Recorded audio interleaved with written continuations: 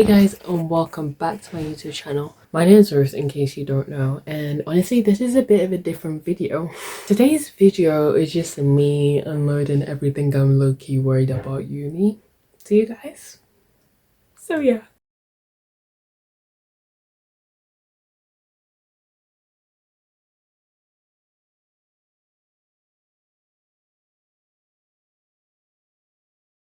As you guys should know by now, I am starting uni next week. First thing I'm a bit worried about uni, I have to be real, is the finance side of it. Because when I see that I have like this much money, I don't know if I'm doing the maths wrong, but basically, my university does it where you pay everything for the term at the start of the term.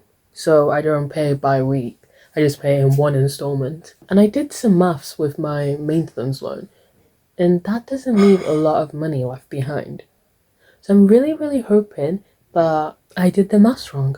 But I have to admit, I'm in a luckier position than quite a lot of people because I am still getting my scholarship from Lancaster because I did the Lancaster Access program. So I get £1,000 for completing that. And I'm so glad I decided to join the program when I was in year 12 because that has been so much help. I did not think it would be that much help, but guys, I'm so glad I joined it. That's all I can say. I've met so many amazing people. I've got to know the university campus a lot more, which is great. Got to meet some lecturers. Just amazing. It's just amazing. And it's helped like prepare me for university and stuff, which I absolutely love. Plus the little bursary. I don't know. Is it a bursary or a scholarship? I don't know which one it is. I think it's a bursary. But yes, that's also a nice little thing to get on the side. So yeah, I do have that bit of extra money, which is great. It's great. But I'm just like, that's supposed to be for like 3 months, guys. That's like the amount I'm supposed to use for 3 months. Without the bursary, I think I only had like 300 and something left over. But with the bursary, I have like 1,300 and something left over. Second of all, I'm also pretty lucky because I'm also in Wales. So I get the grant that Wales gives to university students. Like, guys, I love Wales for this. I literally love them for this. But basically, I get like a £2,000 grant and it's paid in installments. But so it's basically going to be 800 quid for the first installment. And it's a lot of extra help though. So basically, I'll have like 2,000 to live off for like 3 months. But I'm hoping to get a job. So fingers crossed, guys. That leads me to the second thing I'm a bit worried about, which is getting a job. Because like I've seen my timetable and I've got so many gaps. And like I am in every single day. I've got so many gaps. So I'm just like I wouldn't even be able to get a job in between this unless if I get like one that's night. And I really don't want to get a night job because guys, I really need my sleep. And I have seen myself when I do not sleep in the night. Like I have tried to sleep like in other times of the day, but not the night. And guys, it literally impacts me so bad. I can't be doing that. I can't be doing that. Because I know if I do that on top of worrying about finances and stuff, I just know I probably wouldn't be able to stick it out, okay? So I'm not gonna do that. But I'm thinking if I can get like a weekend one, that could be pretty cool. I'm just hoping second semester's timetable is a lot nicer with some days off, please. Third of all, I am looking worried because I have to cook for myself every single day, guys. Every single day. I have got a little plan in my head, but then I tend to plan things in my head and not really do it. So I'm really hoping I actually stick to this plan. So basically, my plan is like Sundays, just make a huge batch of things, not of just one meal. That's the thing, no. I'm gonna make little bits and pieces. So like make like a batch, like 2 tubs of like rice or something, 2 tubs of like pasta, and then maybe like an extra tub of just something random or something. And then I get to choose I get to mix and match basically, then yes, I can also make different batches of different toppings, different proteins, different stuff, yes. And then during the week, I can just mix and match, make my own meals with the little bits and pieces I've got. So it's not just basically the same food every single day. And so I do still get to choose what I want to eat on that day, which sounds good because I saw someone on TikTok do this and I was like, yes, because normal meal prepping just doesn't like, it's not really like something I would like, basically. Because every single time I'd seen people like meal prep it in the past, they'd literally like full on meal preps, like made a ready made meal. And that's just not for me because the thing is, my mood changes and I never really know what I want to eat. And I'm the type of person who likes to have like bits and pieces around, but just like choose which ones to go together. That's what I like to do. So I was so glad when I saw someone show me that they'd done it that way and it worked for them. And I was like, yes, this is more my style. Then, like, I'll only really have to make breakfast every single day from like scratch, I guess. Number 4, I really, really, really want to join the volleyball roses team because, guys, I love volleyball. But the thing I'm really scared of is that I won't get on the team, which I'm so scared because the thing is, I love volleyball, but I haven't played it like actually in 2 years, and I'm low-key scared. So that's a big fear. Yeah, that's a big fear. And basically, I should just say, one of my biggest fears will be not being able to compete in roses because that is like my dream. I really, really want to compete in roses. That's why I'm literally planning to join like 2 different teams. One is badminton. Badminton, I played from time to time, but every single time I took like huge gaps from it, I'm still just as good. So, wait, let me not toot my own horn. But yeah, that's one of the sports that I find pretty easy to do. So that's like a safety one that I think I'd be more likely to get into roses with. And volleyball, which is I really want to. That's the one I really want to go to roses for, but fingers crossed I still remember how to play volleyball properly. 5, I have to admit I'm low-key scared that seasonal depression might get me. I really don't want it to though. Because like for the past couple years I've been trying to like readjust the way my mood shifts with the weather. I've been trying to adjust that because I am literally in England. Well, no, I'm not. I'm in Wales. But I used to be in England. Anyways, I'm in the UK. Okay, guys, I'm in the UK. So that's basically pretty standard weather, basically. Gloomy weather, basically. That's like the standard. But in the past, I have noticed myself starting to get more like in negative moods, like getting more like, just not the thoughts you want whenever the weather starts looking gloomy. So past couple years I've been trying to find ways to romanticize it and it's been working slowly but surely. But I'm low-key scared because I do have little phases where it just gets like so bad. So I'm really, really hoping that this year I can fully overcome it, I guess. I hope so. Oh, I'm being like really vulnerable right now, guys. Yeah.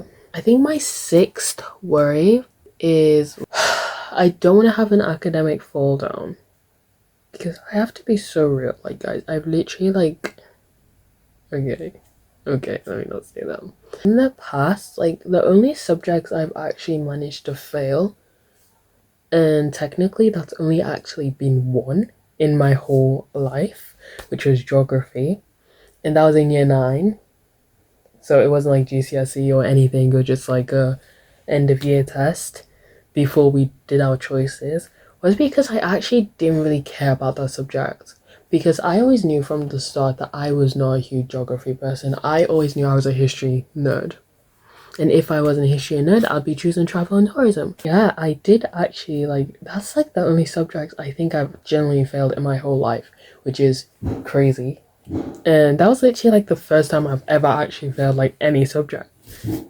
Crazy. But yeah, so apart from that, I've literally like never actually failed a subject. And I've just always been pretty alright academically. Like when I'm not really trying, I still manage to get a pretty good grade. Like I remember the times when I wasn't really trying in school, I was still getting B's. Like I was getting B's anyways. Like that was the worst I could do. I was without any revision, without anything, I would still get B's because I would I don't know.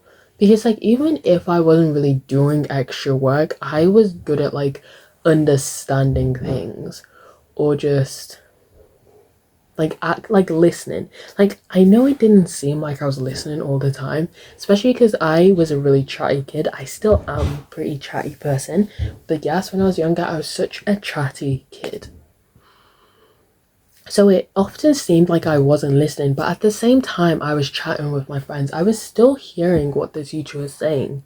It was like going into like my subconscious. So I was really lucky with that. And I have to admit, when that was happening, like when I was literally like, I have to admit, like that was low-key one of like the worst eras of my life. Like I was super chatty, super bubbly and everything, but that was generally like the worst era of my life. And I know if anyone who knew me then, they would, I don't think they would ever think I'd say that because generally, like I fucking hated it. I generally hated just being here, I have to admit. Like, oh my goodness. Like, yes, I'd be super chatty with literally everyone, my family, my friends, anyone I met with. I would be bubbly, super bubbly with all of them, having the best time of my life. But it was like, I just made myself constantly busy because I never wanted to have a second to think. Because I think that every person goes through like this time of their life where like things just get really hard and like you just I don't know. I don't know. Sorry guys, I'm gonna have to like stop talking about it here. But that was, I just have to say that was like the worst era of my life. And everyone who knew me in that time probably would never think I'd say that because I did not show that that was the worst era of my life. And yes, I do still get some nostalgia from that time. But then I have to remind myself, girl, you were not happy in that time. You were literally I, I don't want to say anything else, but yes, it was just a terrible time. And it was more internal than like external. Like it was more like because of myself. It was like no one's fault. It was just like something internal to me that I had to work through. And I have been working through. And now I feel like this is actually crazy because I recently remembered a song that I would genuinely like cry to because I related to it too, because I related to it so badly during that time. And I'm not gonna say the song, but basically this song I literally felt it so bad I could not, it literally hit me deeply. And I remember the song. I was like, oh, I really like this song. I remember when I used to listen to this all the time. So I went back and I played it literally last week. And I was listening to it and I was like, damn, I really wish I could give the younger me the biggest hug and tell her she's gonna be okay. And it was crazy because, like, for the first time in my life, I could listen to that song without feeling any negative feelings. And I just had to pause and I just had to like look back and be like, look how far I've come. And guys, this is getting into such a vulnerable video. Like I never thought I would be talking about all of this because I don't think I've ever told anyone this. So this is the first time anyone's finding out. But yeah, it was a really hard time and I've come so far from then and I'm so happy. I'm genuinely so happy because this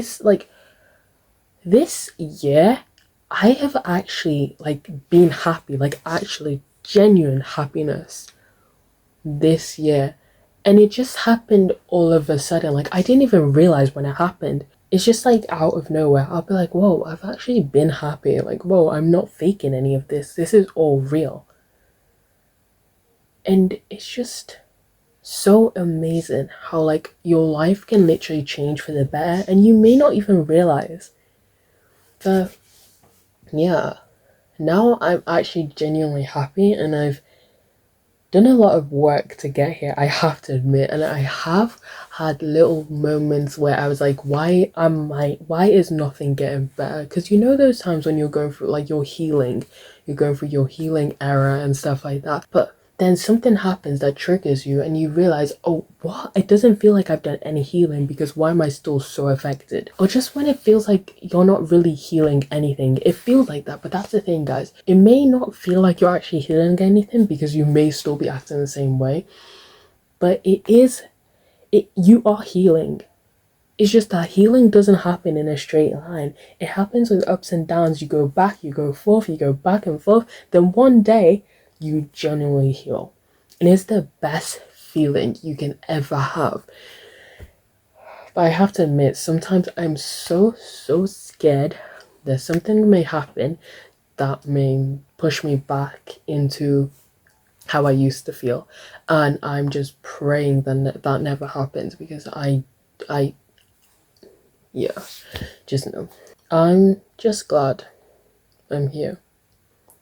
And I remember one of the few things that would actually get me through during those times was just me telling myself, oh, future you is going to be amazing. I was always talking about like current me, basically. I was talking about she is amazing, all of this, all of this, all of this. She's looking back at you right now and she's been like, oh, you never knew. And that is true because now I'm looking back at younger me and I'm like, girl, you never knew that this was actually going to become your reality. And it's crazy that the one thought that kept me going was just the thought of future me right now, in a better position. And I think I chose that to be the thing that would help me because I knew nothing can really change that. Because at the end of the day, the future, we don't know what's going to happen in the future. I feel like if instead of like attaching it to future me where the future is like unseen, I don't know what future was going to be like, and instead I attach it to a person, I don't think I would have healed as much. And I don't even know if I'd still be here, I have to be real, because things happen and you never really know what's going to happen in life. And I feel like if I attached my ability to keep going to certain people, certain positions, I you never really know what's going to happen in life. And if something slightly like not good happens, I think that would have really affected my reason to keep going if something went wrong. But yeah, I'm healed. I don't know how I got onto that topic, but it's kind of freeing being able to speak about it in this way and not really having such a, well, it does still have an effect on me because that was me, but not as much as I thought it would. And it's nice being able to talk about it now that I'm on the other side, I have to admit. So yeah. What else am I worried about at uni? Yeah, so going back to the initial fear, yeah, so if I actually don't end up doing as well as I think I will in uni, that would be a huge, like, hit. It would be like a huge hit because, for example, when everyone said, "Oh, the jump from GCSE to A level is really hard. Don't be scared if you get bad grades," I was expecting that, but then I managed to still get good grades, which is crazy because it was literally my first ever time doing like essays and stuff in the way that A levels are done, which is crazy because I was not expecting myself to be that good at them, but I was, so I didn't really have to worry with that. So it would really be, I don't know, it'd be really sad if I had like an academic like fall down in uni, which I hope will not happen. It will not happen. Then last but not least, I think it's just like This is gonna sound like such a weird one, but guys, one of my biggest fears for uni is not being stylish. This is gonna sound so bad, but I just have like a view that everyone's gonna like be stylish at uni, and I really, really want to be stylish at uni. Like, I want to have like really cool fits and stuff. So if I don't have really cool fits at uni, then that's actually really sad for me personally. That's just a personally sad thing for me. Anyways, I hope you guys enjoyed this video and my vulnerability.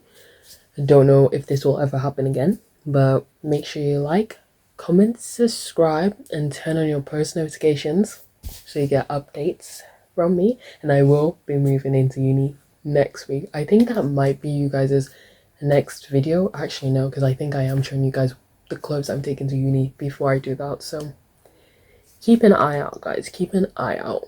But I'll see you guys next